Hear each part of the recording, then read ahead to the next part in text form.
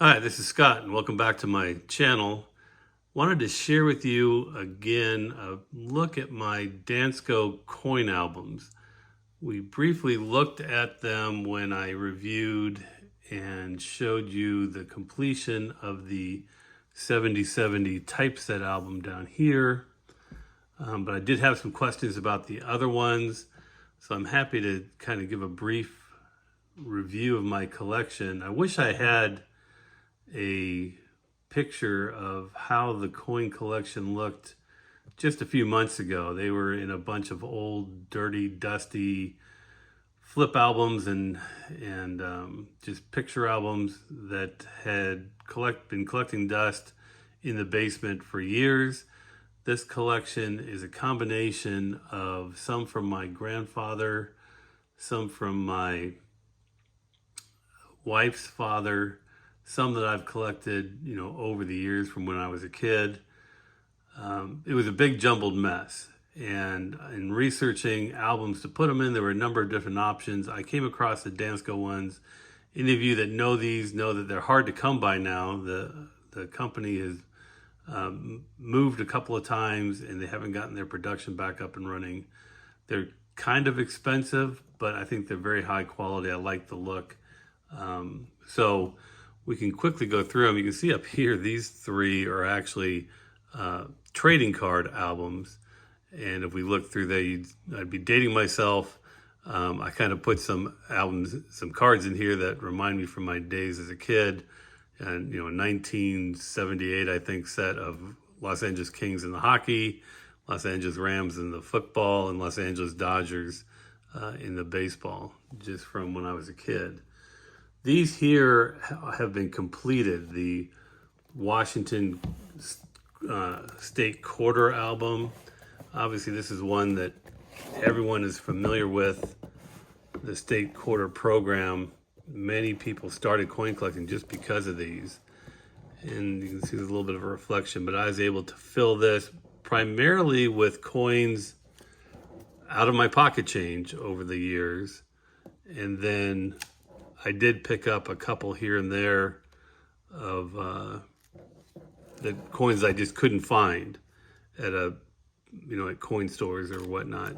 But this is a great album. A lot of fun history when you read through and look at each of the different coins from the different states.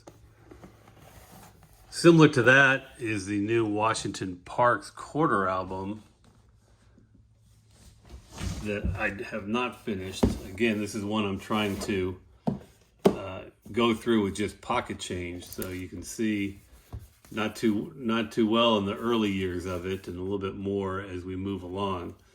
What's nice about this one is it actually has a little story about each one of the parks, so you can really learn quite a lot as you fill up this album. And again, great quality, and this will go on for a couple more years. So I've been trying to fill this up through pocket change. Eventually I may have to pay for a few different ones. The other ones that are completed, the Jefferson Nickel album, I like quite a bit. And this album is 1938, the beginning of Jefferson Nichols, through 2005 when one of the last changes was made. So I've actually filled this, again, a lot of it through albums or parts of the coin collection that came from my grandfather, then some that I picked up here in the 60s and 70s, 80s. These are all that I just picked up through common change. And, I spent a little while going through all the coins I can find and finally filled it. You can see it ends here in 2005 with these, the series that had several different reverses. And then the Buffalo in 2005. And you can see down here I actually have a proof set of all of these. It's a little hard to see with the reflection. But this is a nice one to collect. Honestly, I don't like the current quarter nickels with Jefferson's face kind of looking at you straight on. So I decided to just go with this one that ended in the 2005 year. Then another easy one to complete is this Roosevelt Dimes. You can see here, starts in 1946. These would all be silver up until 1964.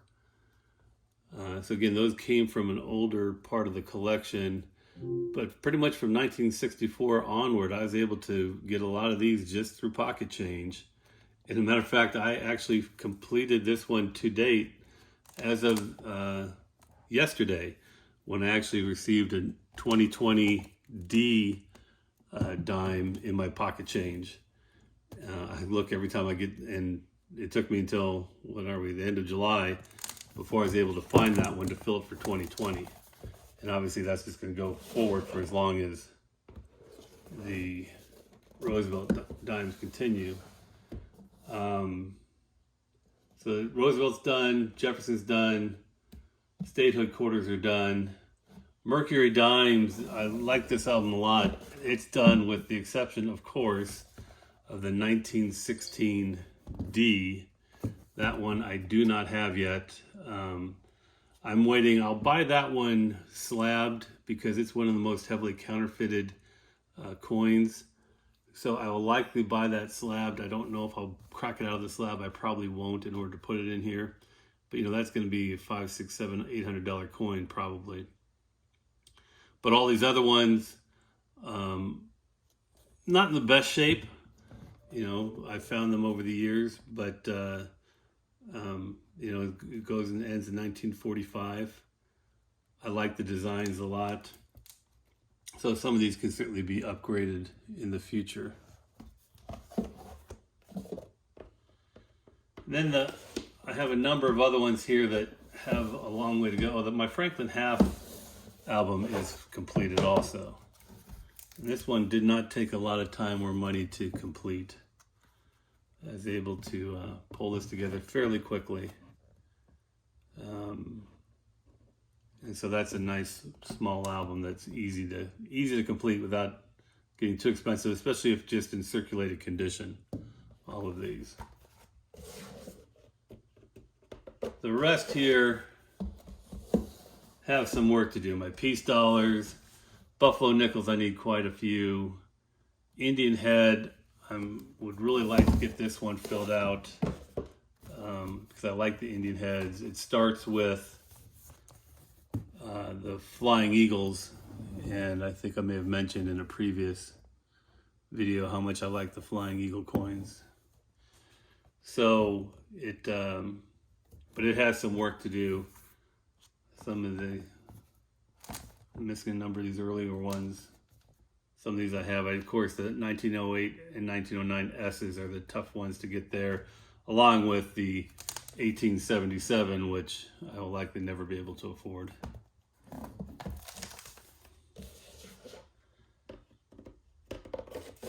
And then this large one here is a Lincoln Cent album. And 2009, again, when the Memorial Penny was phased out for a special edition run celebrating, I think it was a 100-year or more anniversary of Lincoln's life, 200 years. So you can see those here. But you can see, again, a number of these are just pocket change ones. The proof ones I purchased. But this was obviously pretty easy to fill up for the later years. Anything after the wheat cents, 1958. I had quite a few wheat cents in my collection, so I was able to fill them in. It's the early ones that I'm missing. I'm missing some from the 20s and 30s. But eventually we'll get them. Here's all the steel ones. I think I'll be able to finish this one without too much trouble. There's a couple of expensive coins. 1909 SVDB, of course. Victor D. Brenner, I believe, was the designer. So I still need to pick that one up. So that's pretty much the tour of the Dansco albums. The rest of the coin collection is over here in some Lighthouse albums. You can see I have a number in 2x2 flips in here that we can look at later. This is my currency collection. And over there, for any of you philatelists, is my stamp collection. So that was just a quick tour of the Dansco albums. I hope you enjoyed that. If you did, please like and subscribe, and we'll have additional content coming soon.